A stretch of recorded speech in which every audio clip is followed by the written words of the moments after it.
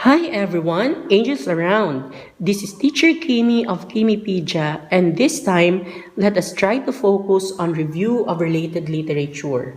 Review of related literature is looking upon recorded experiences, thoughts, and knowledge of people regarding the certain topic that you have in mind.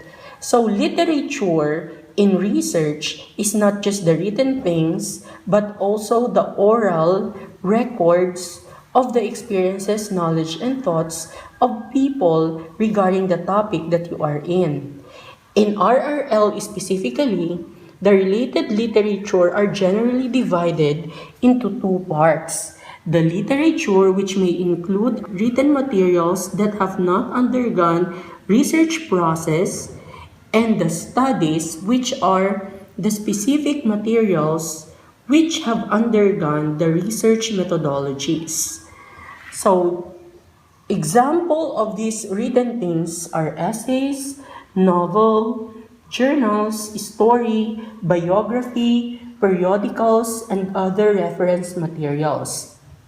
On the other hand, YouTube videos and other types of materials that may contain information regarding the topic that you have picked may be included also in your research, but it has to be properly cited. So, review of related literature actually gives us an idea of how to do citation in a research, but we will be discussing citation later on. Now, what are the purposes of RRL? The purposes of RRL are only two. I have only written two in here. It is like the summary of the many purposes of why do you have to conduct RRL in your research. Number one is to gain in-depth and wide-range understanding on the current knowledge, concepts, and theories related to your topic. Another one is to identify gaps in this knowledge base and emphasize significance of your research in introducing new knowledge in the field or the discipline that you have chosen. If you are a student taking up ABM, upon entering the senior high school, you should already have in mind the discipline, and during that time that you are going to create a research, you should already be thinking about their contribution to the pool of knowledge that there is regarding accountancy and business management. That is just an example. Others' chance also represent your specific disciplines, and that you may now be able or start to consider contributing to the knowledge pool that you have in the certain discipline. This particular concept map lets us see how the process of RRL happens. In the general process of researching, I call this RRL collecting of current data. Why do you have to collect the current data? Collecting current data does not just emphasize gathering the data, different data regarding the topic that you have. It also tells us to organize, analyze, or interpret, even combine or interrelate this knowledge to the topic that you have at hand, to the topic that you have chosen. So that is the introduction to RRL with you. RRL has two style or approaches. These two approaches are the traditional approach and the systematic approach. The traditional approach has unclear method. It has broad intentions and usually seeks to explore the discipline thoroughly. Traditional RRL, if I may add, is actually the works being done by experts in the field already. So as a novice one, you should be someone who will be practicing systematic RRL. Systematic RRL is much more easier because you will be applying some specificity in your process of getting related literature for the current research topic you have at hand.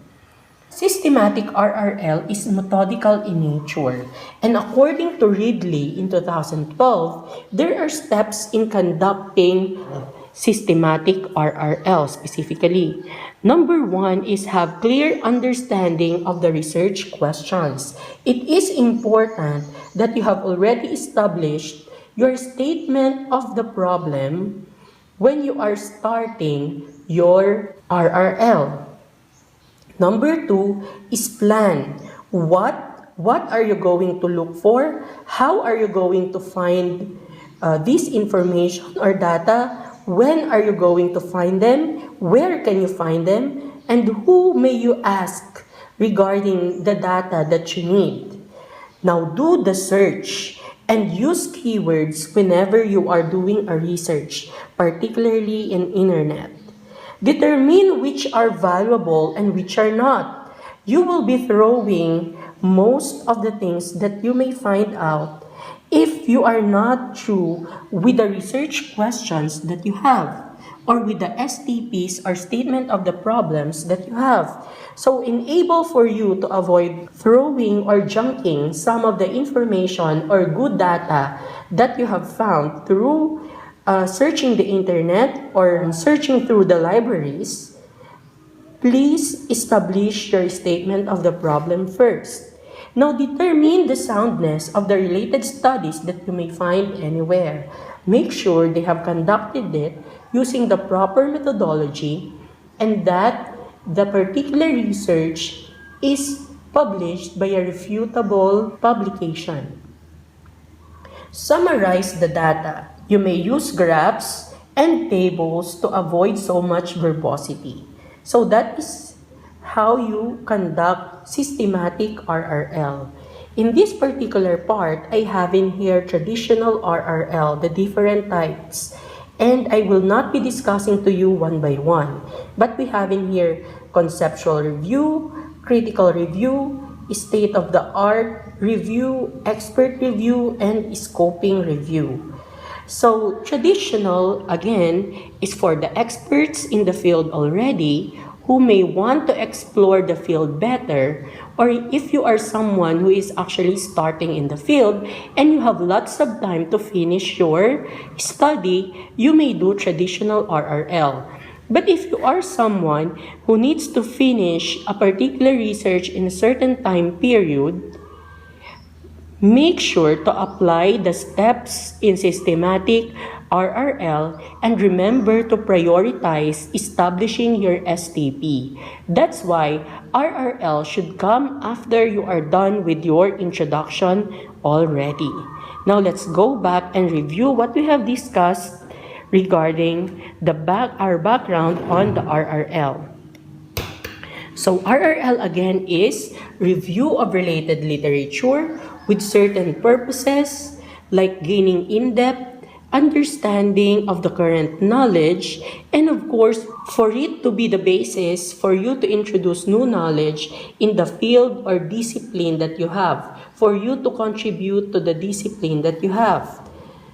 So examples of this literature are essay, novels, journals, story, biographies, periodicals, and of course, the reference materials.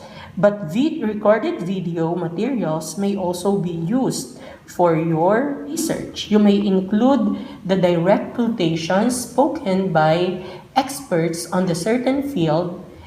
It may properly improve your transition process in writing your RRL. Now, collecting, organizing, analyzing, combining those data with the topic that you have at hand is the best way that you can do your RRL. Do not forget that interrelationship between the RRL that you have gotten and what you have in mind, particularly what your statements of the problems are, is very much important. Thank you so much. This is Teacher Kimypedia, and please don't forget to like and subscribe.